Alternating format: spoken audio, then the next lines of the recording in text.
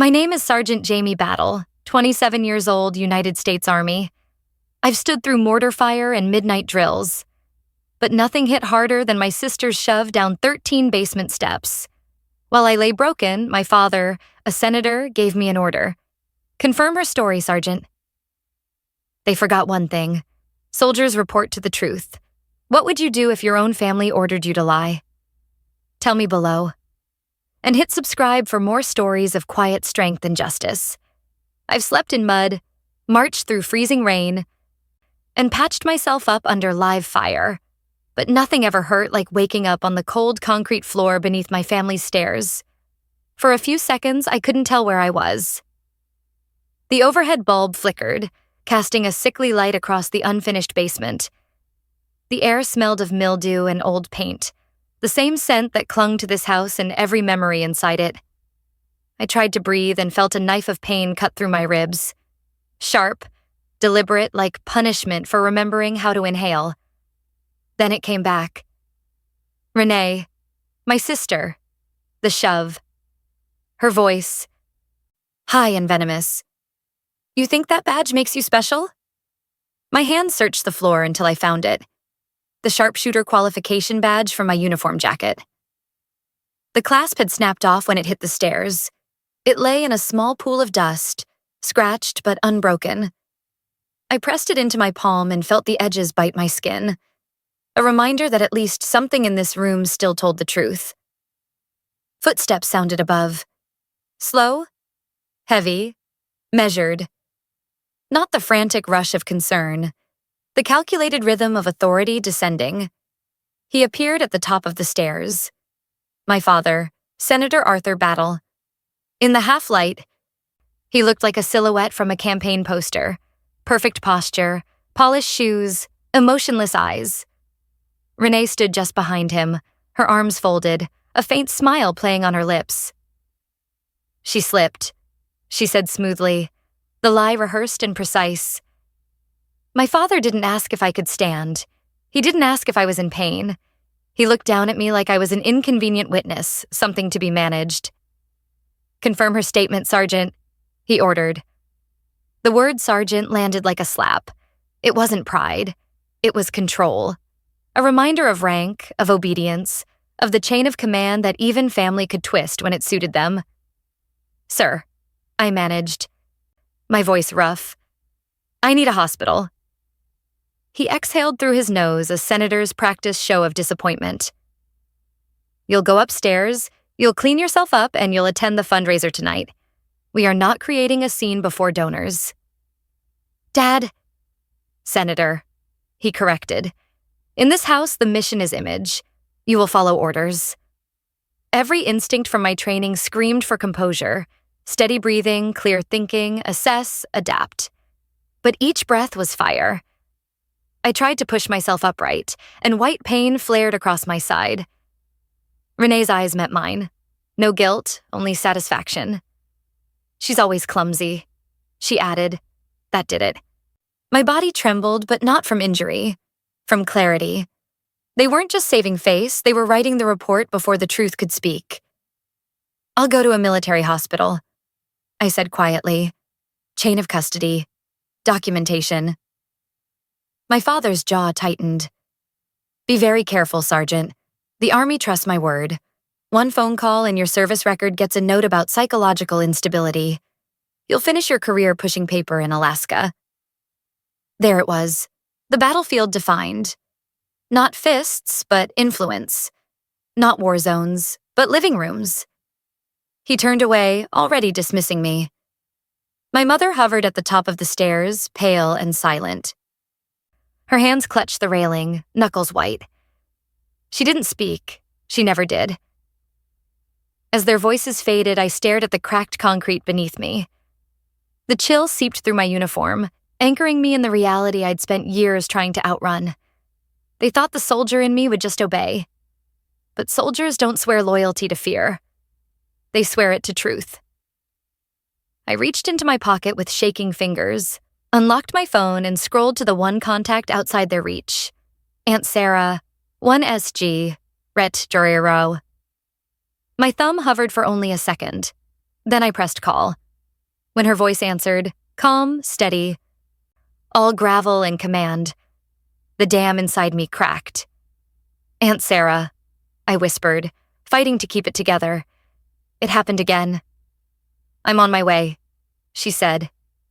No hesitation, no questions, just the clarity of a soldier responding to a distress call. Above me, the house was already returning to normal. Polished floors, curated smiles, perfect lies. But down here, on the cold basement floor, something fundamental had shifted.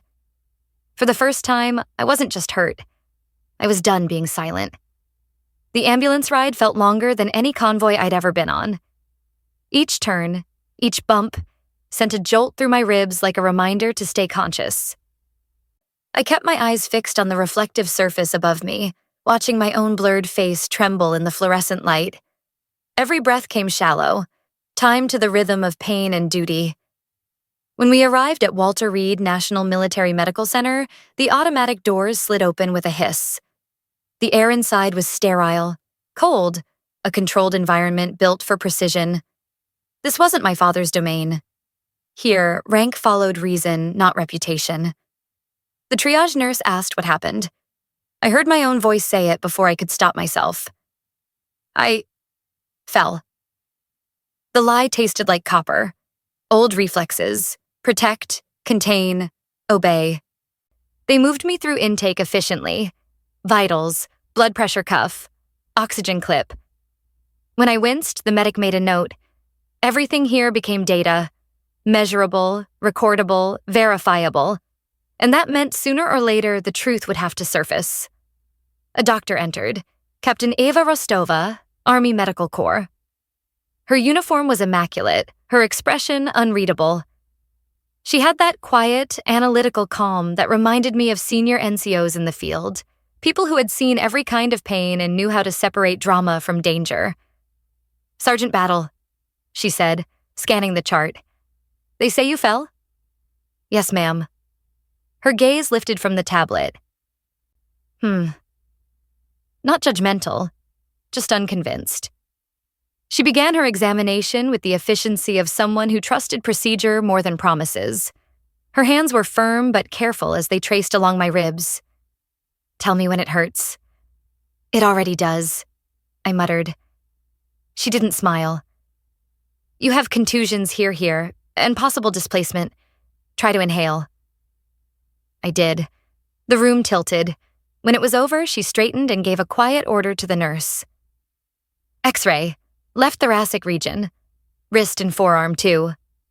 Her tone made clear she didn't need approval from anyone. Least of all me. The imaging suite was silent except for the hum of machines.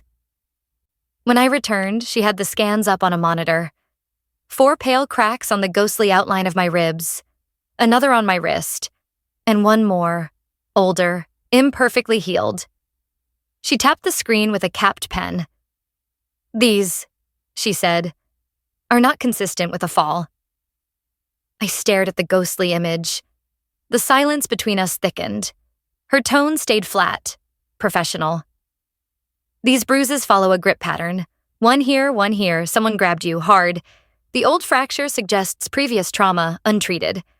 I'm required under UCMJ Article 31 and DoD Instruction 6400.06 to report suspected assault.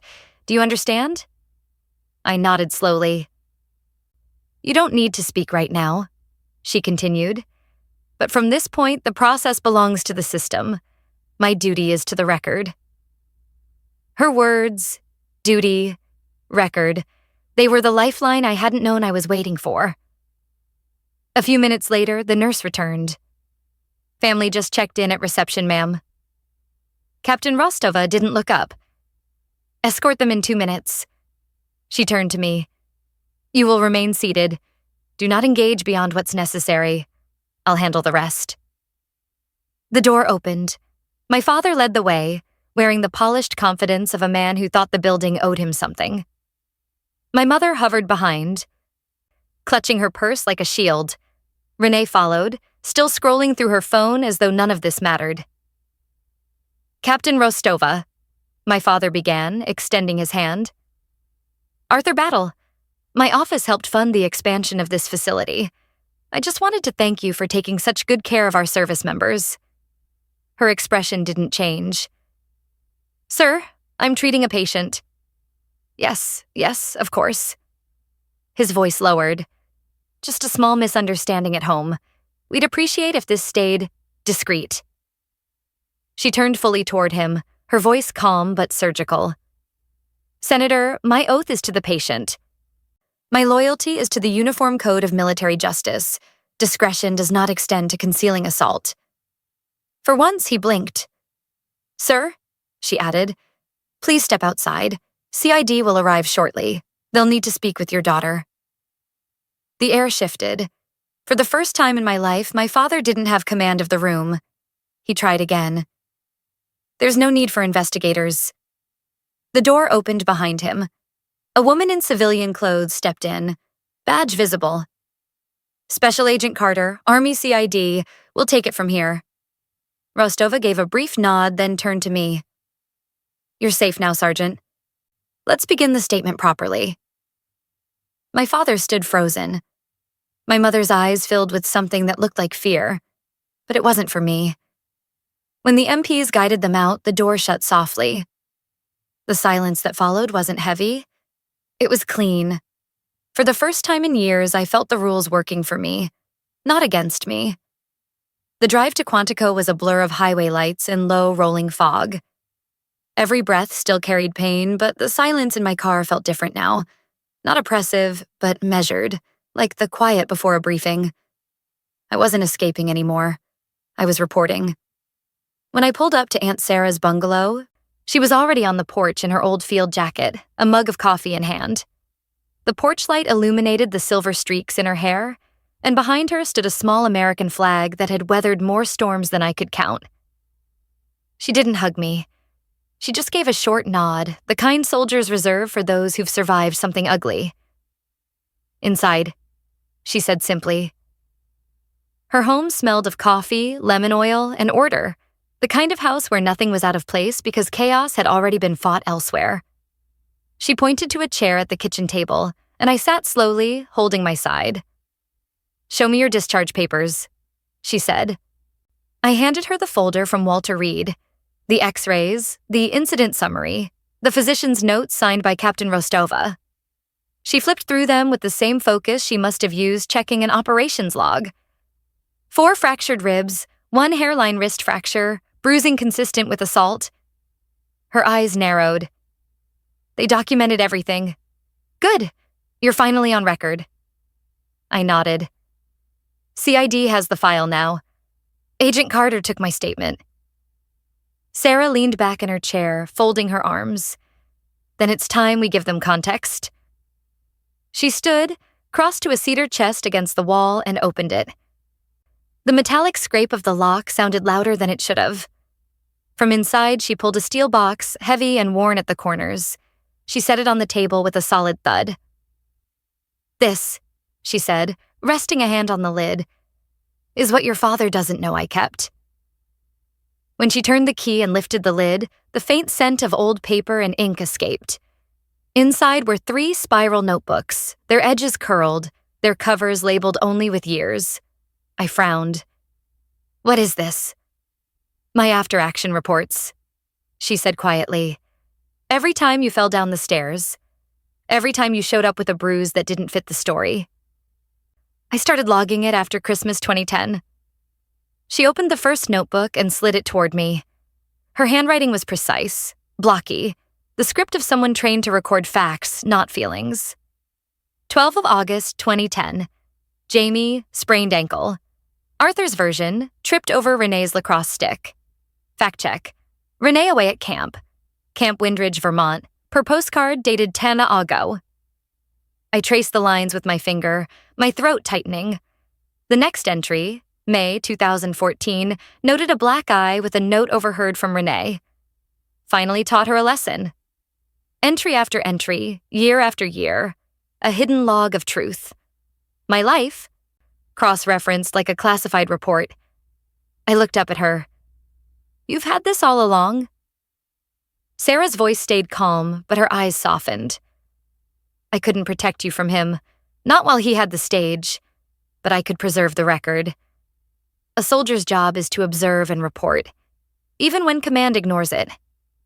For the first time, I realized she'd been my silent rear guard, fighting a quiet intel war I never knew existed.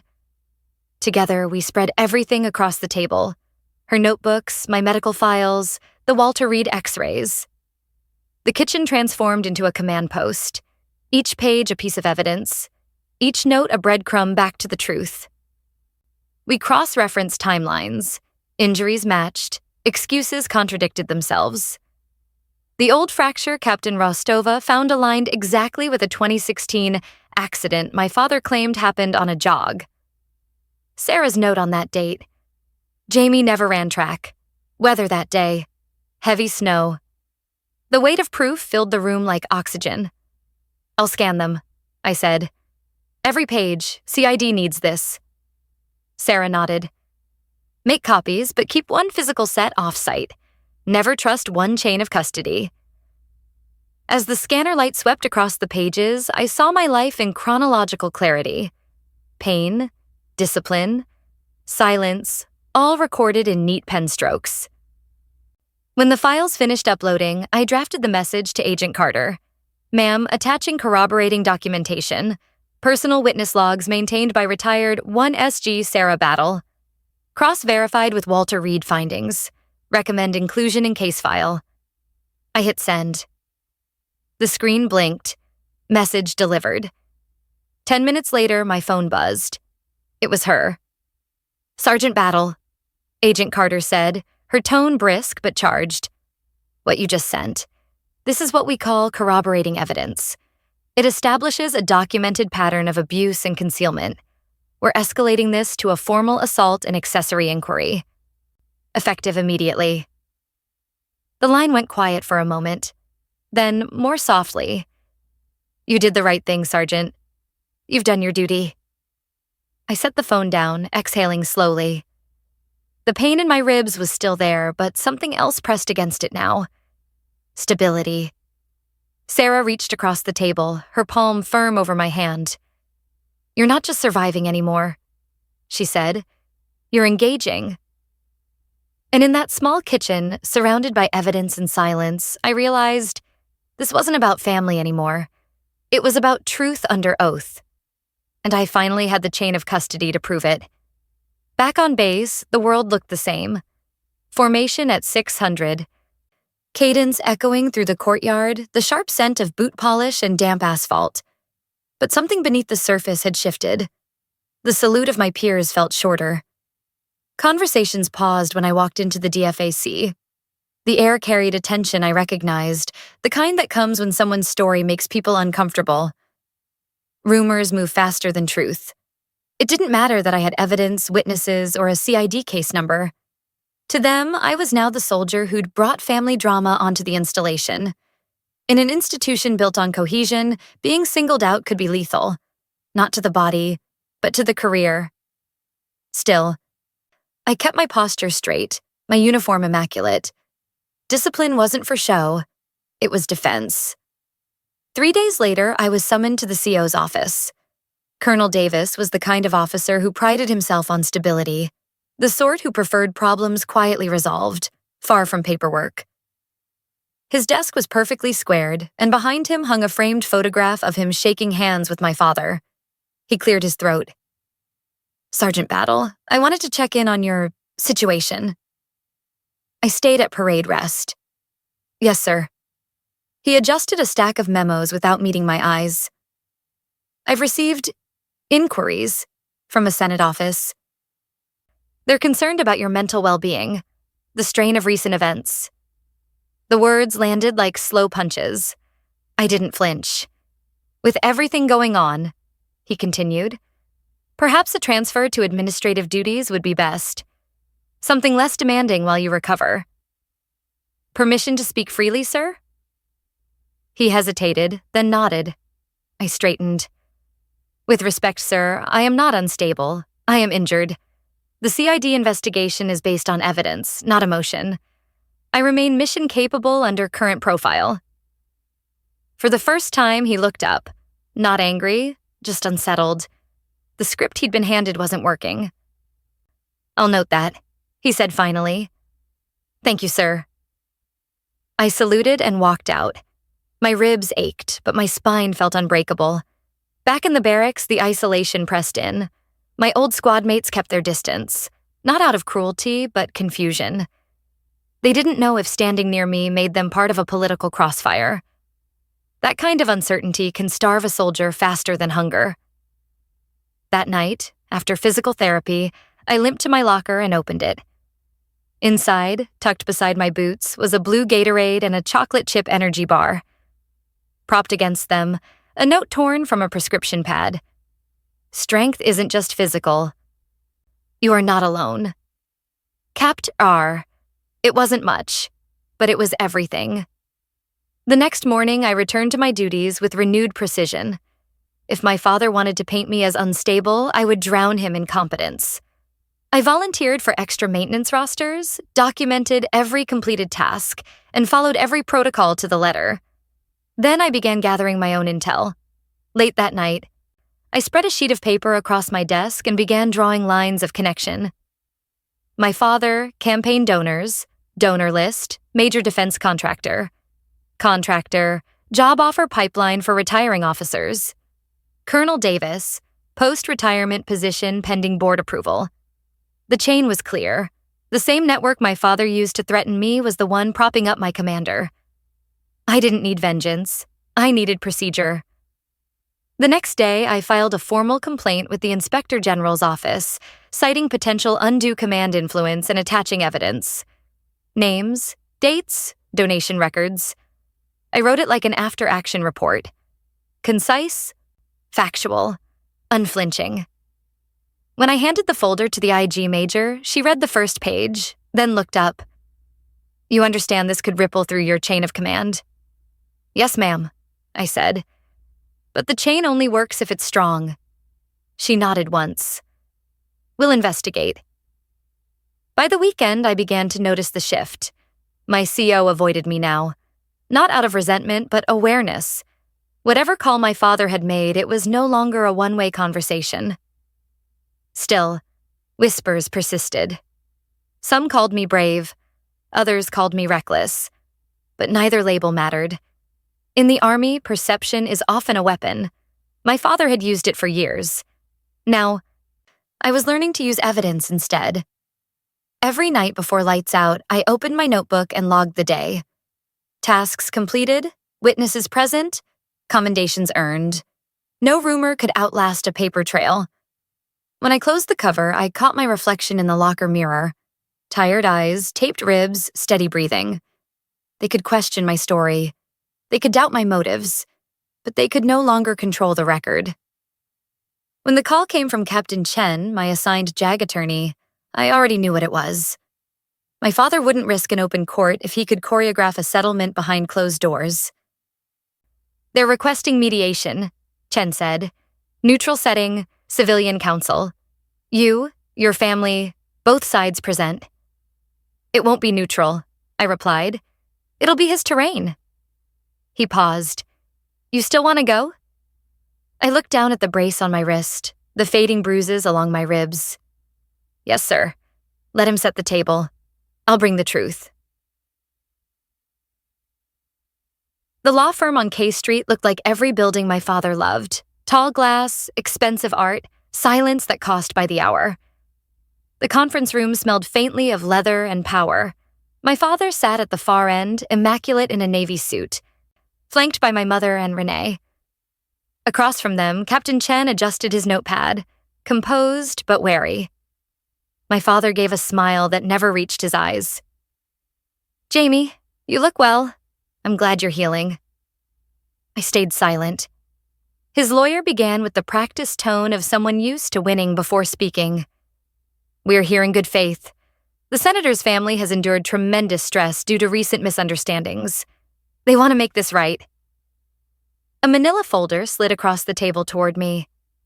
"A trust fund. 7 figures. Immediate disbursement. In exchange, Sergeant Battle withdraws her CID complaint and signs a standard non-disclosure agreement." My father leaned forward, hands clasped. It's time to move on. You can build a new life. No more uniforms, no more strain. You've done enough playing soldier. That phrase, playing soldier, landed with surgical precision, a final attempt to reduce my entire identity to a hobby. I placed both hands on the table, keeping my voice calm. No. The air shifted. The smile vanished. His eyes hardened. You want to do this the hard way? Fine. Your annual performance review is coming up. One call, and your record gets a permanent note about instability. You'll be lucky to retire as a sergeant. That uniform you cling to will become a prison. His lawyer said nothing. Even he understood what had just been implied. I let the silence stretch until it became heavy. Then, slowly, I reached into my own folder and slid a document across to him. Sir, I said evenly, this is a letter from every officer in my direct chain of command, affirming my performance these past 90 days. They describe it as exemplary under extreme personal duress. He frowned, scanning the signatures. They were all real. Colonels, captains, first sergeants. Men and women who judged soldiers by actions, not politics. I laid down a second paper, the IG's preliminary report header. And this confirms that your call to my CO is now under official investigation for undue command influence. A senator leveraging power to interfere in a soldier's duty is a federal ethics violation. The silence was absolute. He tried to form words. You wouldn't dare. I didn't have to, I said. The system you built your career on is finally working. Just not for you. I withdrew one final page. Crisp, white, single-spaced. The U.S. Army Officer Candidate School Acceptance Letter. It turns out, I continued, integrity and courage are still considered leadership traits. I report to Fort Benning in 6 weeks. Across the table, my mother's eyes filled, her hands trembling over a silk handkerchief. Renee sat frozen, her mouth slightly open, as if the script she'd rehearsed no longer made sense. But it was my father I watched. The confident senator who always spoke in headlines now sat mute. The color drained from his face, his posture sagging under a weight he'd never trained to carry. I stood, gathered my folder, and smoothed my uniform jacket. I don't need your money, I said softly. I never did. My chair scraped lightly against the marble floor. Captain Chen followed, closing his notepad. This meeting, I said as I reached the door, is over. No one tried to stop me. As the elevator descended, I caught my reflection in the mirrored wall. Uniform neat, shoulders squared, breathing steady. For the first time, I saw not a daughter breaking free, but a soldier walking out on her own orders. The morning of the hearing was unnervingly quiet. The sky above Fort Belvoir hung pale and still, the kind of silence that soldiers recognize before a decisive engagement. I stood before the mirror in my quarters, fastening the silver bars and ribbons of my Army service uniform. Not for vanity, but for truth. This wasn't a costume. It was my armor. Outside the courthouse, cameras had already gathered, drawn by the scent of scandal. The daughter of a senator, assault, ethics violations. It was the kind of story DC devoured. But as I walked past them, I kept my eyes forward. I wasn't here to perform. I was here to testify. Inside, the atmosphere was sterile, procedural. The military courtroom was nothing like the dramatic trials on TV. No shouting, no theatrics, just polished wood, fluorescent light, and the steady hum of an air vent. Order, chain of command. The kind of order my family had never understood. When the bailiff called my name, I rose. Every step toward the stand felt measured, not heavy with fear, but anchored in purpose. I swore the oath, right hand raised. Then I began. I spoke in the same cadence we were trained to use in the field. Clear, chronological, controlled. The CID investigator, Agent Carter, had told me once, facts are stronger than emotion. Let the evidence feel the weight. So I did. I described the argument, the shove, the fall. The threats in the basement, the attempted coercion at Walter Reed, the pressure campaign that followed. I didn't embellish, didn't dramatize. I didn't need to. The truth was heavy enough. Every sentence carried the discipline of years in uniform. And when I faltered, when a tremor in my wrist betrayed the weight of memory, I caught sight of Aunt Sarah, sitting behind the rail, posture perfect. On her lap, I glimpsed the edge of a notebook. Her evidence, her silent confirmation that every word I spoke was real.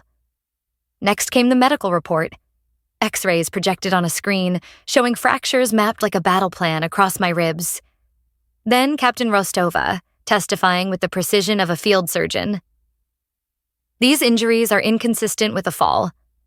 The bruising pattern indicates a grasp and a two-handed shove. My father's lawyer tried to object, but his tone faltered under the weight of her professionalism. When she cited the UCMJ clause that required her to report the assault, he stopped interrupting altogether. Then came Aunt Sarah's notebooks. 3 spiral volumes entered into evidence. The judge leafed through them, his brow tightening. They were timestamps of a hidden war. Each accident recorded, cross-referenced, and quietly disproven. Every entry dismantled another lie. When Renee took the stand, her confidence cracked. She tried to paint me as unstable, jealous, dramatic. But under cross-examination, her story unraveled. Dates conflicted. Details contradicted her own statements. Finally, faced with her own words in Aunt Sarah's handwriting, she froze. Her lawyer leaned in, whispered something.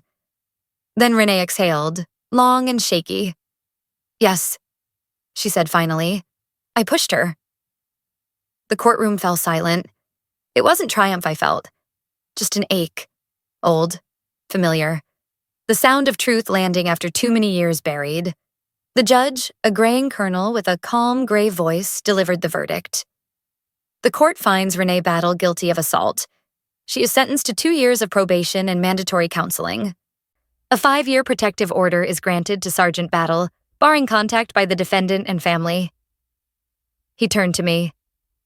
"Sergeant Battle, the Army commends your courage. Upholding truth under threat, even within one's own bloodline, is a service to all who wear this uniform. You've done your duty." I nodded, throat tight. Outside, the cameras flashed again. Only now, the story was different. It wasn't about a scandal. It was about a soldier who spoke. As I exited the courthouse, the weight I'd carried for decades began to lift, molecule by molecule. I wasn't walking away from my family. I was walking toward myself. At the top of the courthouse steps, Aunt Sarah placed a hand on my shoulder. "You did what soldiers do," she said quietly. "You held the line." I looked at her, the sunlight catching the silver in her hair, and for the first time in my life, I smiled without apology. The war for truth was over, but the mission, rebuilding a life worth defending, was just beginning. 6 months later, the world felt quieter. Not because life had slowed, but because the noise had finally stopped echoing inside me. The bruises had faded. The paperwork was done. The case file was sealed and archived in a CID cabinet somewhere. And I had moved, physically, emotionally, permanently, into a space that was mine. My new apartment sat just outside Fort Belvoir, a modest 1-bedroom with white walls and a single framed quote above the desk. "Discipline is remembering what you want." Each morning, I straightened my uniform and felt something I hadn't in years. Pride without weight. No expectations, no shadow of a senator's name behind the bars on my chest. Just mine. When I walked into the officer candidate school classroom at Fort Benning for the first time, the room went quiet. Not out of intimidation, but respect. Word had spread, of course. Soldiers talk. Some of them had seen the headlines. "Senator's daughter wins assault case against family." But by the end of the week, I wasn't that battle girl anymore. I was just Lieutenant Battle, the one who double-checked her gear, who stayed last on range cleanup, who didn't complain during the 20-mile ruck. That's what survival taught me. Your story isn't the wound. It's how you carry it. One Friday after training, I stopped by Aunt Sarah's bungalow in Quantico. She was sitting on the porch with a mug of black coffee, watching the evening fog roll off the river. "You look taller," she said, smirking. "I'm standing straighter," I replied. She nodded. "That's how you know the armor's finally fitting." We didn't talk about my father's ethics hearings or the donors that had cut him off. I'd stopped tracking those updates.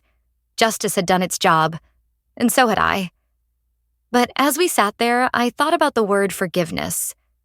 I used to think it meant reunion, a return to something broken. Now I understood it differently. Forgiveness wasn't about reopening doors. It was about walking through new ones without dragging the past behind you. One morning, a thin cream-colored envelope arrived at my office on base. My name was handwritten in the looping, careful script I hadn't seen in months. My mother's. Inside was a single page. "I'm in treatment. I've left him. I hope one day you can find peace, even if it's far from us." There were no justifications, no excuses, just acknowledgement. I folded the letter, placed it in my desk, and whispered, "Peace found." Weeks later, I stood at the front of a small family advocacy seminar, briefing new NCOs on signs of abuse and command responsibility. I didn't tell my story, not the whole of it. But when I said, "Sometimes silence is the heaviest uniform we wear," the room went still. They understood. And maybe that's my real commission now, to ensure no one else has to salute through their pain just to keep a secret intact. Before I end my story, I want to leave you with this. Respect should never have to be earned through suffering. Chain of command means nothing without conscience. And quiet, the kind we confuse for weakness, is often just discipline waiting for its moment. Have you ever seen someone underestimated until the truth came out? Tell me in the comments. And if this story spoke to you, hit that like button, subscribe, and ring the bell so you never miss the next one. We post new stories every day. Stories of soldiers, veterans, and quiet professionals who remind the world. Dignity is its own rank,